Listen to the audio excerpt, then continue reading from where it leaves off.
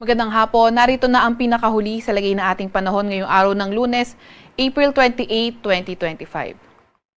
Narito ang ating latest satellite image kung saan yung minomonitor nating low pressure area ay huling namataan kanina alas 3 ng hapon na nasa layong 735 kilometers silangan ng Davao City. Ito ay nasa loob na ng ating Philippine Area of Responsibility. Itong low pressure area na ito, although may kabagalan, posible pa rin lumapit sa landmass ng ating bansa. Itong low pressure area na ito ay nakapaloob din sa Intertropical Convergence Zone o ITCZ na nakakaapekto sa Mindanao pati na rin sa may Palawan. Yung ITCZ ay ang salubungan ng hangin galing northern at southern hemisphere. Samantalang easterlies o yung mainit na hangin galing karagatang Pasipiko ang nakakaapekto sa nalalabing bahagi ng ating bansa.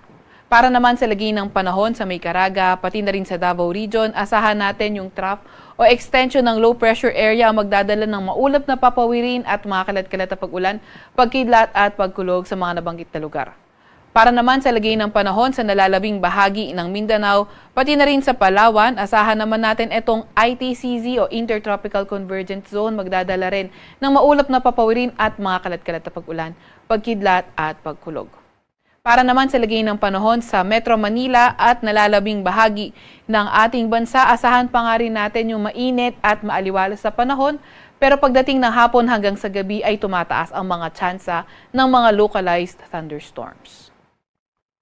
Para naman sa lagay ng ating panahon bukas, asahan pa rin natin sa Palawan na magdadala ng mga paulan ang ITCZ o Intertropical Convergence Zone, samantalang sa Metro Manila at nalalabing bahagi ng Luzon, asahan pa rin natin fair weather conditions kung saan mainit at maalinsangan umaga hanggang tanghali, pero pagdating ng hapon, tumataas ang mga tsansa ng mga thunderstorms. Agwat ang temperatura bukas sa Metro Manila ay 24 to 35 degrees Celsius.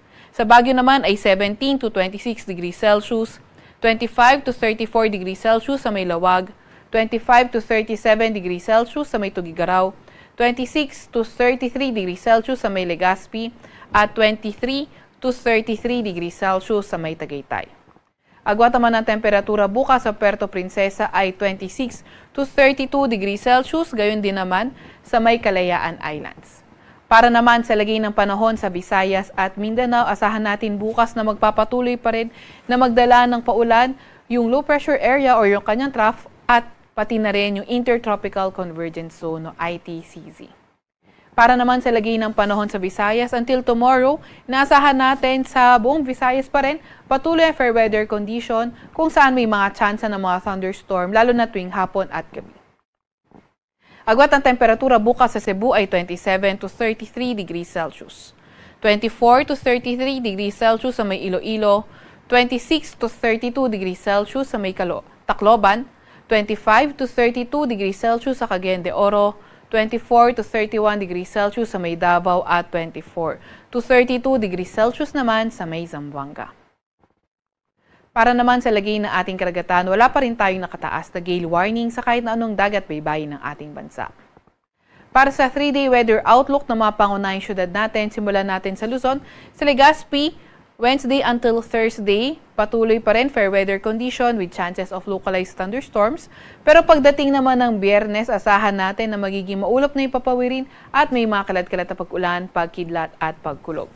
Samantalang sa Metro Manila at Baguio City, Wednesday until Friday, patuloy pa nga rin yung partly cloudy to cloudy skies condition at may mga tsansa ng mga localized thunderstorms.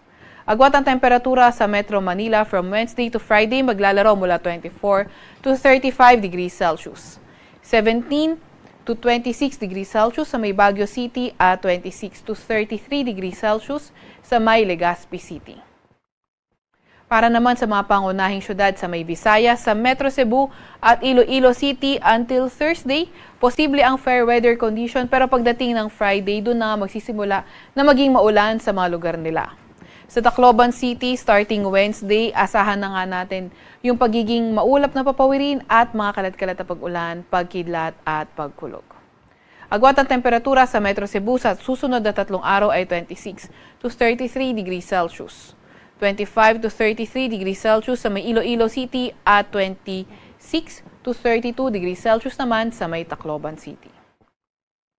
Para naman sa mga pangunahing syudad sa may Davao, nakikita nga natin, Metro Davao, Cagayan de Oro, pati na rin sa may Zamboanga City, Wednesday until Friday, asahan natin na magiging maulan. So Wednesday, mga kalat-kalat pag-ulan, pagkidlat at pagkulog. Although, pagdating ng Thursday at Friday, ito yung mas malalakas, yung posibleng maramdaman nating mga paulan, lalo na sa silangang bahagi ng Davao, pati na rin sa may Visayas area.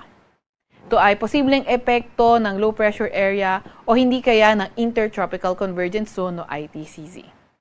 Agwat ang temperatura sa Metro Davao sa susunod na 3 araw ay 24 to 30 degrees Celsius. 24 to 31 degrees Celsius sa may Cagayan de Oro City at 24 to 32 degrees Celsius naman sa may Zamboanga City. Sa Kalakhang, Maynila, ang araw ay lulubog ng 6:30 ng gabi at sisikat bukas ng 5:35 ng umaga. Huwag magpapahuli. Sa update ng Pag-asa ay follow at ilike aming X at Facebook account, DOST_Pag-asa. Mag-subscribe din sa aming YouTube channel, DOST-Pag-asa Weather Report. At para sa mas detalyadong impormasyon, bisitahin ang aming website, pag-asa.dost.gov.ph.